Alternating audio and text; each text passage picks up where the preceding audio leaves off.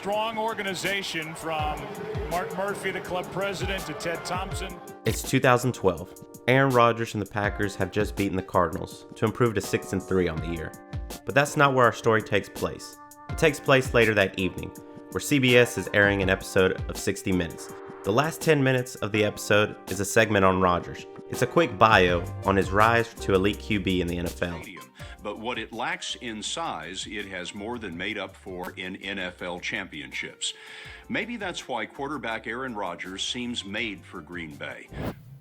From being passed over in the first round in the 2005 draft to backing up Favre for 3 years. I am officially retiring from the NFL and Green Bay Packers. Then having Favre unretire and come back, but ultimately the Packers would choose Rodgers, and the rest, as they say, is history. Everything in the interview is going well until he is asked about his height. Then things get sensitive.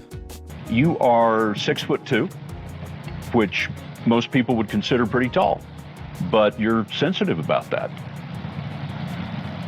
No. I'm only sensitive when people tell me that I'm a lot smaller in person than they thought I would be. We saw that happen with you and a guy in Milwaukee. One more time. Folks had won a contest to meet Rodgers. You can see how much he's enjoying that. And then a guy just had to say this. You look a little bit smaller than I thought you'd be. I don't appreciate that. Okay, maybe that was an isolated incident. Let's see what his teammates have to say. He's sensitive, so you got to be careful what you say around him. Sensitive. You know, he takes everything to heart. What kind of things are you talking about? Like, once he sees this interview, he's going to be sensitive to the fact that we're saying he's sensitive. Fast forward to the following week, and Rodgers states that he was disappointed by the final cut of the segment. The Packers QB thought certain answers were edited to fit the show's agenda. But why would 60 Minutes have an agenda to cast Rodgers this way? And why was Rodgers so quick to claim that he was misrepresented?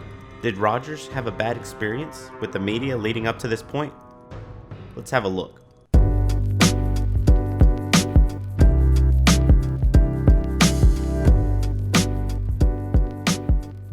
The Packers are in the middle of their Super Bowl run. They just completed a week of practice and are heading to the airport to fly out to Atlanta to face the Falcons that Saturday. As they enter the airport, a group of Packer fans have gathered to wish them well and to perhaps snag an autograph. One of those fans is Jan Kavanaugh. I'm still hoping to get Aaron to sign this hat I'm wearing. I had breast cancer and I still don't have much hair, so I wear this hat a lot and I'd like to have his signature on it. And while she didn't get the quarterback's autograph, she did catch the attention of another big name. Yeah, I talked to the stewardess about you. They had mentioned you. That's right. I can't do it. I got it.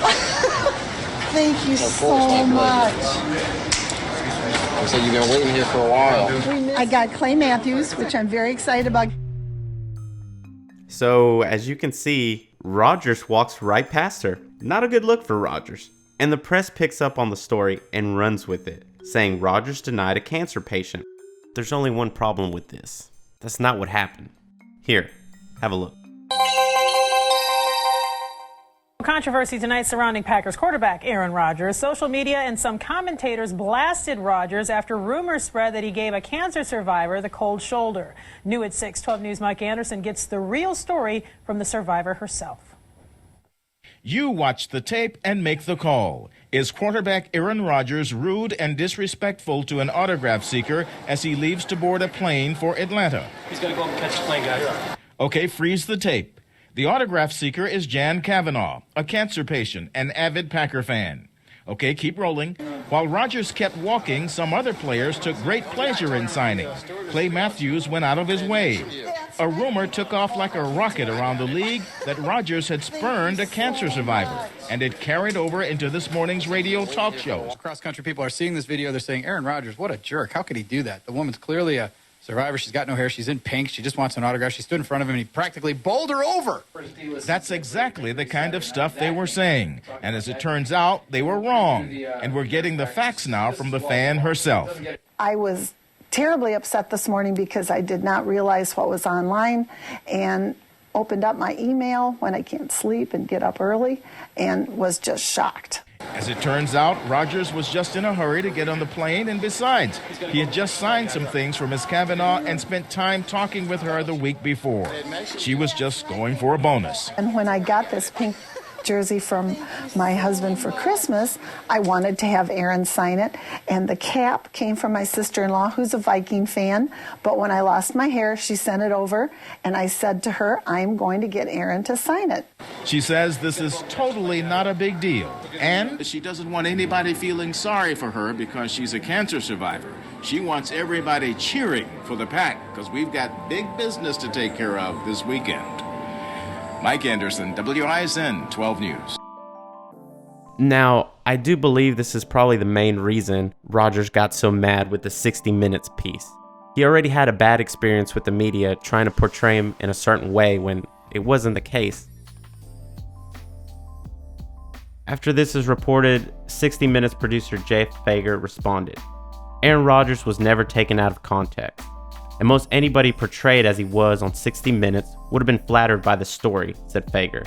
It was fair and accurate, and it's obvious we got it right when we reported that he tends to be overly sensitive.